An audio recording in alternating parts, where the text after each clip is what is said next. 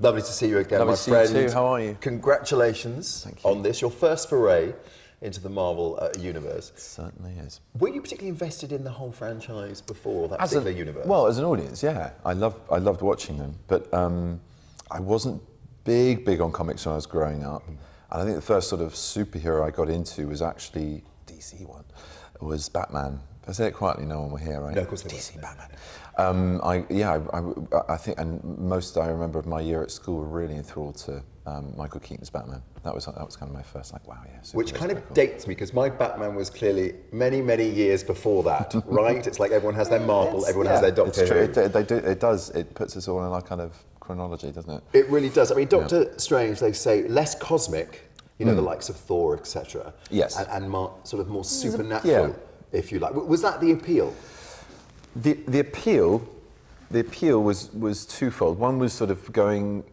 It was weird because it was mused as an idea a long time ago when I was on a rooftop in LA of Bad Robots, the production company, JJ's production company that made Star Trek Into Darkness, that was why I was there and why I was talking to a journalist. And they just went, "You make a great Doctor Strange." I went, "Doctor Who?" And he went, "That too." And I went, No.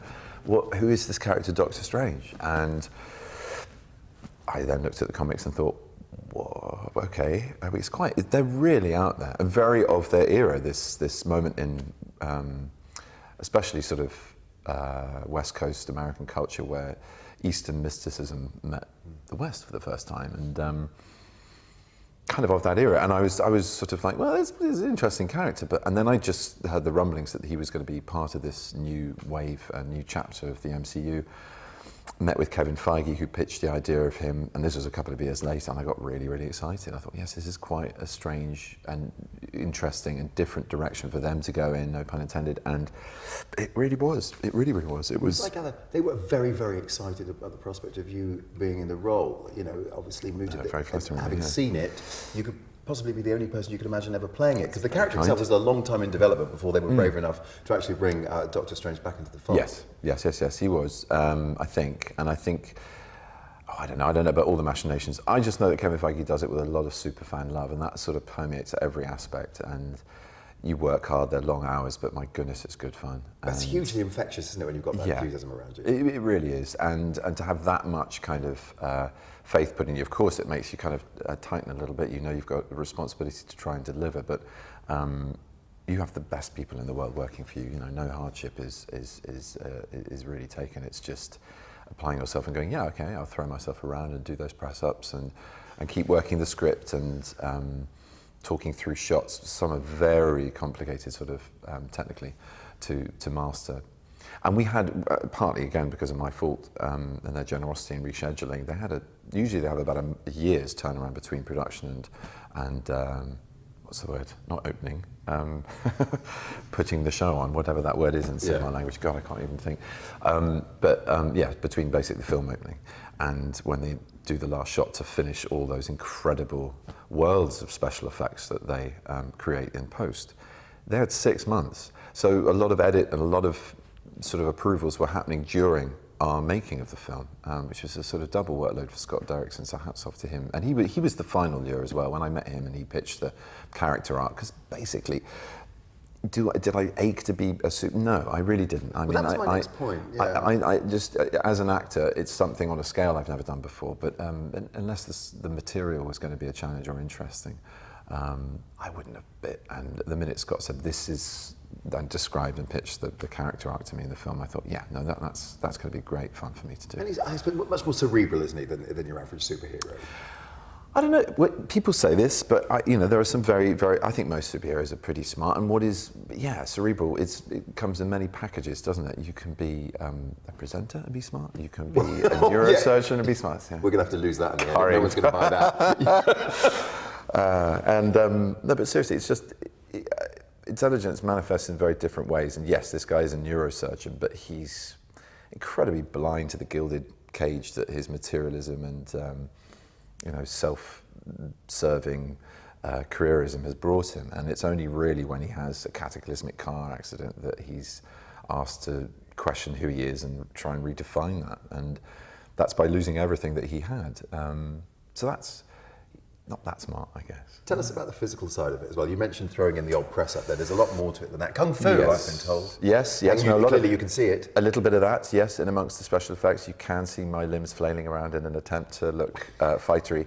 I mean, thank God I was actually playing someone who was in his infancy of learning this. So that kind of played into my less good attempts. But no, in all honesty, you have the most incredible people teaching you the kind of core strength you need for wire work. And there's a lot of wire work in this. No wire work, just wire work. Because my face was featured in a lot of the previous stuff. That's signed off. I don't have a mask, I don't have a helmet, I don't have any kind of thing. So you're swinging by wires and you've got to be there, and it's got to be flailing limbs, yeah. Flailing limbs. So to do that, that's a whole craft in itself. Then there are the actual, fisticuffs, the sort of hand-to-hand or weapon-to-weapon. Yeah. Oh yeah, of course. There's a point weirdly with me where I kind of go, oh God, this is going to be such hard work. And everyone's like, yeah, so we've got this choreography. I'm like, yeah, I know, it's going to be... And I can sort of see how long it's going to take to get there. But the minute you start doing it and get a few knocks and scrapes, you just, the adrenaline takes over, and you are being, like I said, guided by just the best in the world. People from, the Hong Kong martial arts scene to the most incredible stunt coordinators from America to our own English crews of doubles and again, another group of people like the SFX team who've been Oscar nominated, the stunt team who've been nominated for a Screen Actors Guild Award for the best stunt ensemble, which I'm thrilled about because... This is great news, because as you say, you pointed out, I mean, we've known each other for quite some time now, our orbits frequently cross. Yeah. And your life must have changed beyond recognition, or has it? I mean, obviously surrounded by the best of people when you're actually making this I think the bigger changes are the ones at home, to be honest. Congratulations. Thank you. Yes, another one on the way. Thank you. I never shook a hand on that, but yeah, there we go. Fatherhood, you're all lit wonderful. Up. It's wonderful. Is that everything you imagined? Yeah, much more, much more. But those are the more profound things that shape your life. I think.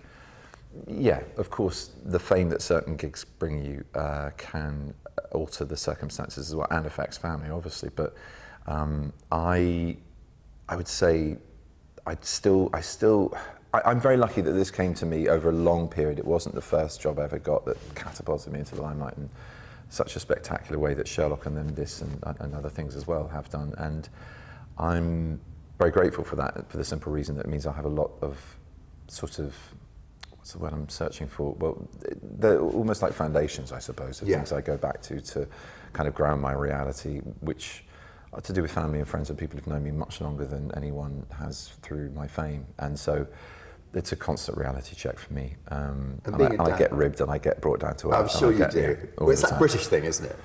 Being a dad, will that influence, roles you pick moving forward, or I suppose it's early days? Of course, yes. I want them to know that what I do for a living, and they can't always, I say they, because I was the other one on the way, but I can't always because of the certification of my films. They'll be, we'll all be a lot older by the time they get to see them. But I don't know. Yes, I would like to definitely do some child-friendly work in the future. And I've done a bit, but yeah.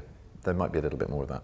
All your nominations, so many Gongs awards you've been nominated for, etc., and won over the years, all for these ferociously intelligent people. Some, yes. The Turings, Stephen Hawkins, of course. Yes. Your first BAFTA TV nomination, that was. Yes, it was. And Van Gogh as well. Yes. And now Thomas Edison. Yeah. Okay, great. You won't be playing me anytime soon, clearly, cerebral presenter or otherwise. Like I said, they're all very different characters. They have obsessions, and they have blind spots, and they have utter transcendent brilliance in their chosen fields, or the things we now celebrate them for. Sadly, in the case of Van Gogh's, not during his lifetime. But there's enough difference, there's enough colour and variation in all those for me to be pulled towards them, not as a group of people who are just smart or experts or anything that's deemed unpopular these days, but just, they're also human beings and individuals, and they come with all sizes and shapes and variations of problems and environments and times and politics and all the kind of surround that makes characters live in their own story, whether real or I think so, and I have played a few people who are less intelligent, but in their own. What are you thinking? The biopic? I'm thinking the biopic. Has it been mentioned? Yeah. I could, yeah. It could work. Yeah. I think it could work. You probably would have to wear a mask though, because I've had so much work done, Benedict. And the next time we meet, I'll be absolutely unrecognisable. I love you, dear boy. So nice to see you again. God bless you. Thank you very much.